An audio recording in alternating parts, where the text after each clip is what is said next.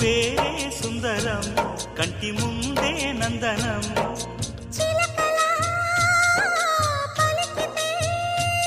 ఉండిపోదా సంబరం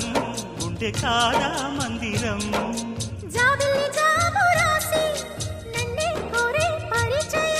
పున్నగ పూలు పూసే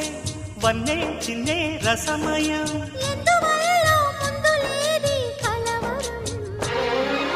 అది పడిన పెదవికేంటి అర్థం అడుగుతోంది ఎదురు చూసి అధర తాగి